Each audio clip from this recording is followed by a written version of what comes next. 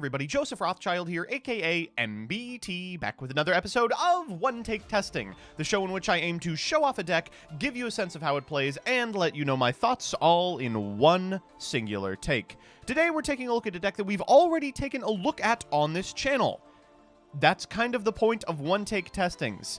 This is a deck so fearsome that it's caused massive buyouts over the entirety of the Yu-Gi-Oh landscape. It's a deck that, despite being as powerful as it is, loses to the mere mention of a masquerade. I am speaking of Dinomorphia. Now, Dinomorphia has become popular over the last couple of weeks, not because its associated deck is extremely powerful, but because Dinomorphia Therezia, which I will be referring to as Therezi for the remainder of the video, and Dinomorphia Frenzy form a very powerful resource engine for decks that lack a comprehensive normal summon. You can play it in existing archetypes, and because it's a fusion summon, you get all of the benefits of cards that already plus off of fusioning. Some people are trying it in branded, some people are sticking it where it doesn't belong. Think of it as Verte once Verte gets banned. For now, we're not doing that. We are playing it pure. We've already looked at Dinomorphia Pure on this channel, and I urge you to check out that video. I did really like it. But they did get one additional card in DIFO in Dinomorphia Frenzy, a much better fusion trap than their previous one, and one better payoff in Dinomorphia Rexstrum. This card prevents your opponent from activating the effects of monsters they control with attack more than or equal to your life points. And if you've played Dinomorphia in the past, you know that frequently your life points are at 1. I've also shaved a couple of really powerful consistency boosting cards from the list to play a terrible one in Ferret Flames, because last time I played this deck, you all said, play Ferret Flames or I'm unsubscribing, so here's Ferret Flames. Nothing else too notable. I'm still playing the Gilosaurus. We can search off Fossil Dig to make Verte and go into a fusion on our own terms. I think DPE is still really good in the deck, and for that reason I am including it. But outside of that, let's just jump into a game and see how it functions. Alright, so obviously we should win the die roll, but despite playing a lot of traps, this deck doesn't actually have to win the die roll. You just have to resolve some traps, which means you're mostly setting them, but always happy to go first. Okay, well, we drew the Ferret Flames, so... Oh, Christ, this is a really sussy one. Alright, let's go ahead and activate the Fossil Dig here. We'll grab ourselves the Gilosaurus. This is why we're playing it, folks. We are going to normal summon this Diplos. Activate its effect. We are going to send, oh god, are any of these good to send? I guess I probably want the Sonic Engrave because I won't be searching it. Yeah, so half of these prevent you from taking effect damage Engrave and half to prevent you from taking battle damage Engrave. I think probably we are just going to go for the Sonic here. Let's special the Gilosaurus.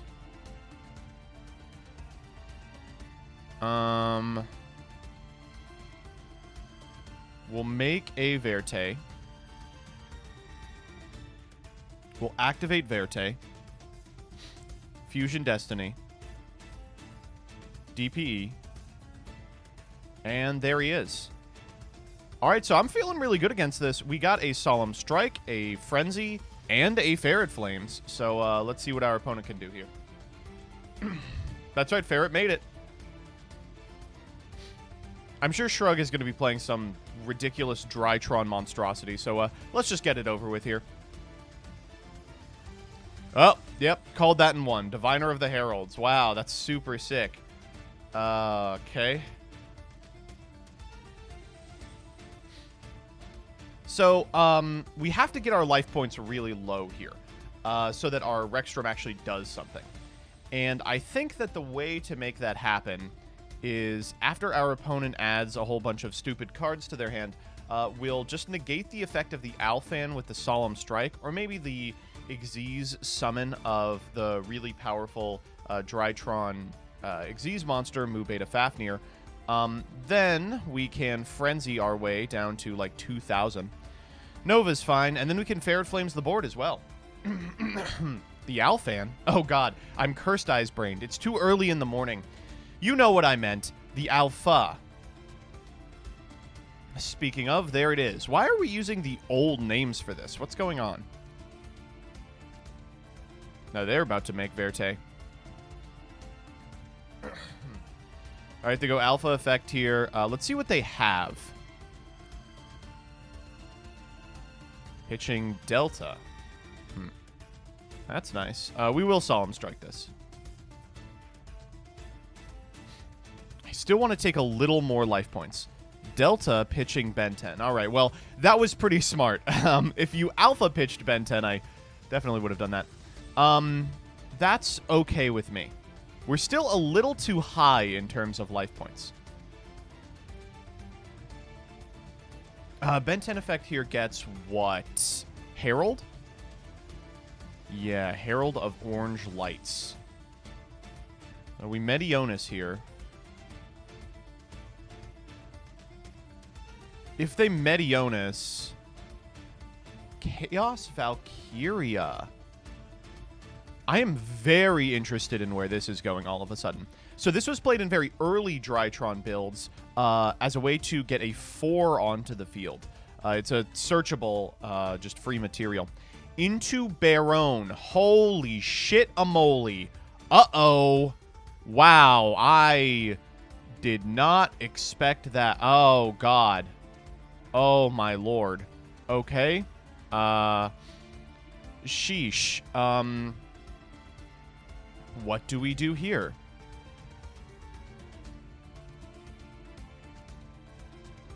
Medionis. We will activate Destroyer Phoenix Enforcer.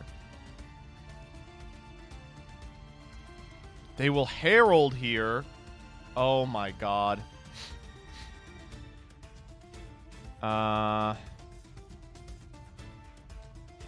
Do I even Frenzy? Is that gonna do it? Frenzy? They'll negate it for sure, right?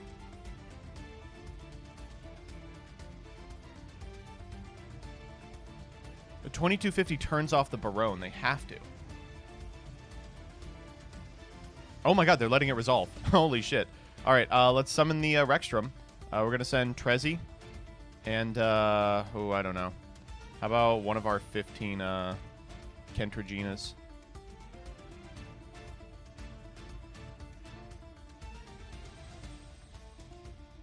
Alright, down comes Natasha.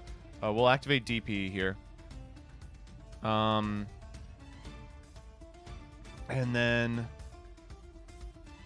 Oh god, Natasha is a huge problem. Wait, Natasha is a disastrous issue. But...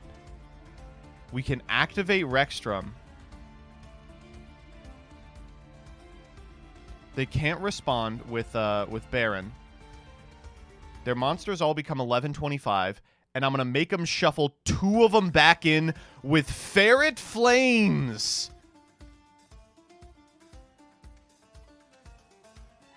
Oh my god, this is the best card ever printed.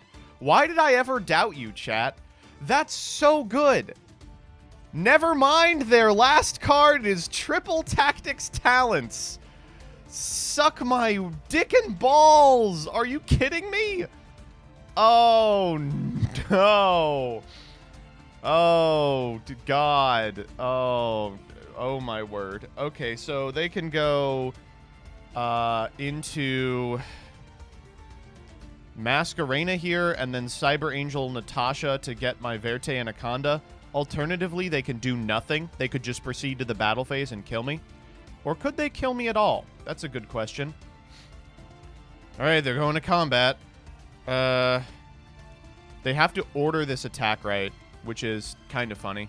If they attack the Verte with the Natasha, we do win.